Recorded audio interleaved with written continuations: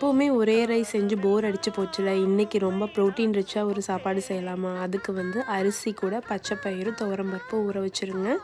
அப்புறம் ஒரு குக்கரில் கடுகு, சீரகம், வரமிளகாய், அப்புறம் கருவேப்பிலை, தக்காளி 3 தக்காளி கட் பண்ணி எல்லாம் ஆட் பண்ணிவிட்டு, மஞ்சத்தூள், மிளகாய்த்தூள், குழம்பு மிளகாய்த்தூள் வீட்டில் அரைச்சது, ஊற வச்சுருக்க அரிசியும் போட்டு ஒரு கிளறி தேவையான அளவு தண்ணி ஊற்றி ஒரு 3 விசில் கம கமன் பச்சை பயிறு சாப்பாடு ரெடி ஆயிரும். அவ்வளோ டேஸ்ட்டாக இருக்குங்க. பச்சை பயிரில் இருக்க ப்ரோட்டீன்ஸ் வேறு எதில் தான் இருக்குது சொல்லுங்கள்? அவ்வளோ ஹெல்த்தி, அவ்வளோ டேஸ்டியும் கூட.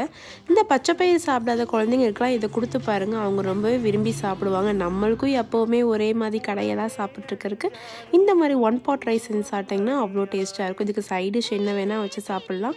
நான் ஆல்ரெடி கத்திரிக்காய் கொஸ்து வீடியோ அப்லோட் பண்ணியிருக்கேன், அதை செக் பண்ணி பார்த்தா அதை கூட ட்ரை பண்ணி பாருங்கள், சூப்பராக இருக்கும். மறக்காமல் என் சேனலை சப்ஸ்கிரைப் பண்ணிக்கோங்க. நிறையா வீடியோஸ் உங்களுக்காக வந்துகிட்டே இருக்கும். நெக்ஸ்ட் வீடியோவில் பார்க்கலாமா? அதுக்கு முன்னாடி மறக்காமல் சப்ஸ்கிரைப் பண்ணி லைக் பண்ணி ஷேர் பண்ணுங்கள். டாடா பாய்.